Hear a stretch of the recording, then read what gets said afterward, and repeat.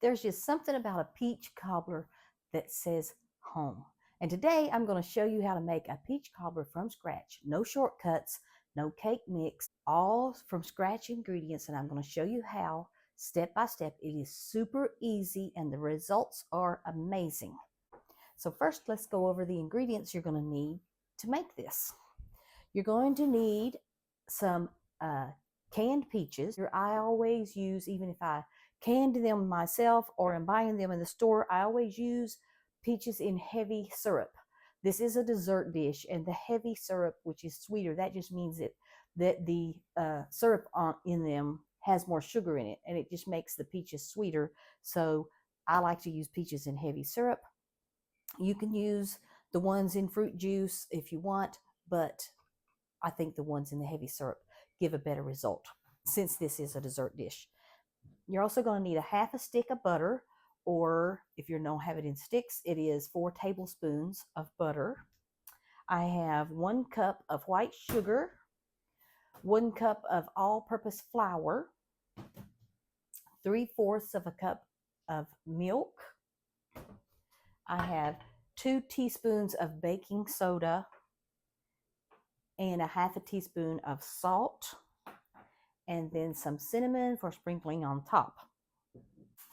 So the first thing that we're going to do is we're going to melt our butter in our baking dish. And I have my oven preheated to 350 degrees. You can either put this butter in your baking dish and put it in the oven while it is preheating, or you can pop it in the microwave. You're going to need an oven-proof dish to bake this in, and this is a square. I think it is a 8x8 or 9x9 baking dish, and that's about the size you need for this cobbler. Just make sure it's oven-proof. And I'm going to pop this in the microwave and melt the butter. So while that is melting, I am going to mix together my dry ingredients. So I'm going to mix together my 1 cup of sugar, 1 cup of all-purpose flour. Now, you may ask, can I not use self-rising flour for this recipe? And I have tried that. It just does not give the same results. The only way I can explain it is that it rises way too much.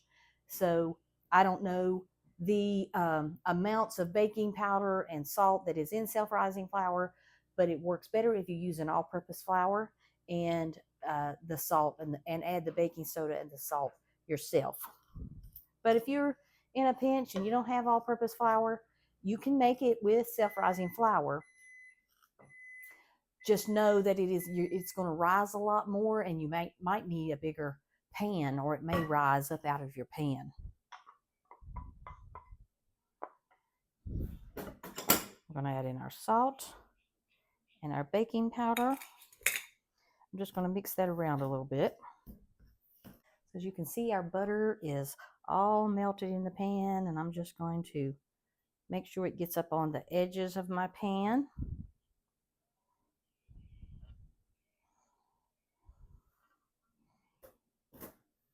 And now we are going to add our milk to the dry ingredients.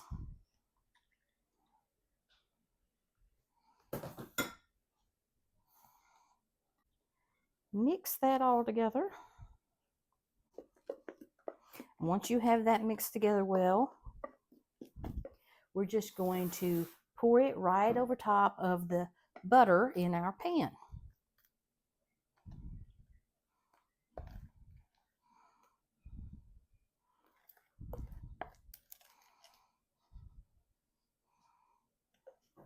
I'm going to use my spatula here so I can get it all out.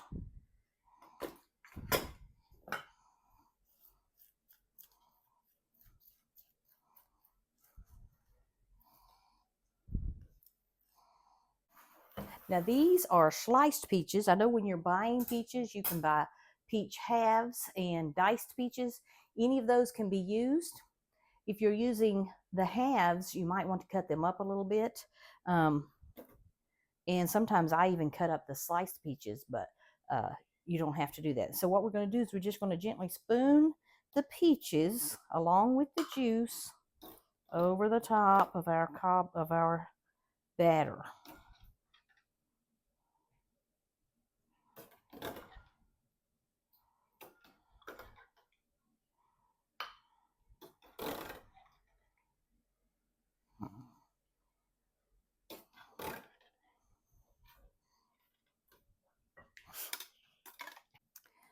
This is a 29-ounce can of peaches.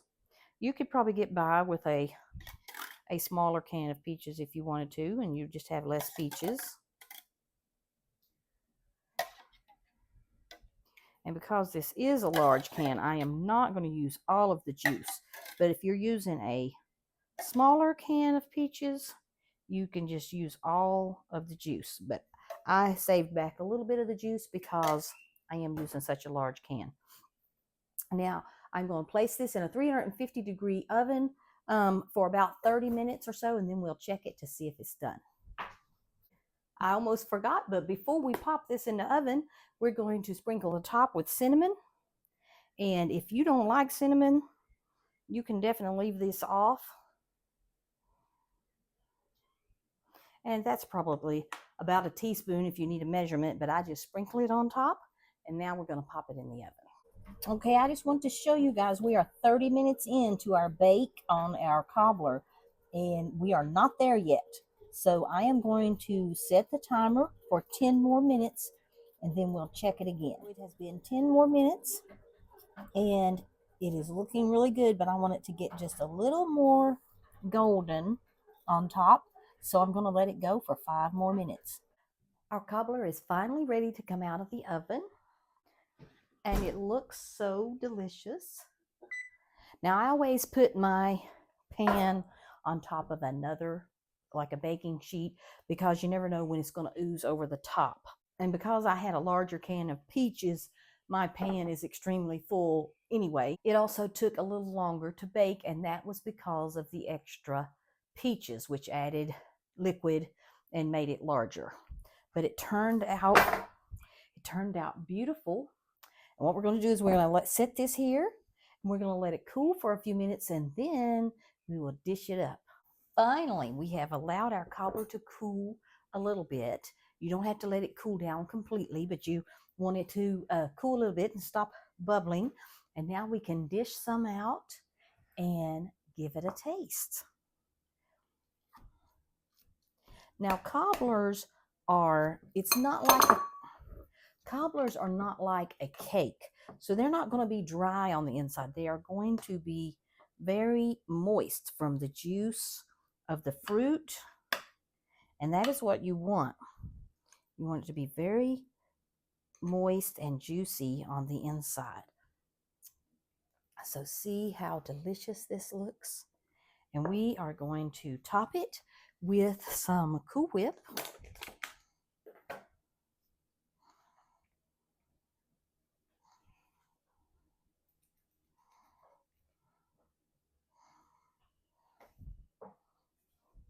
Now, doesn't that look delicious?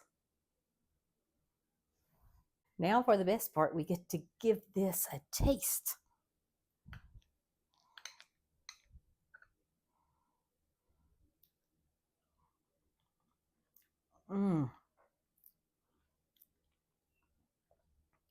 That is so delicious. If you've ever had homemade peach cobbler that perhaps your grandma used to make, this is going to take you back in time. It's a classic, and there is nothing that tastes like it.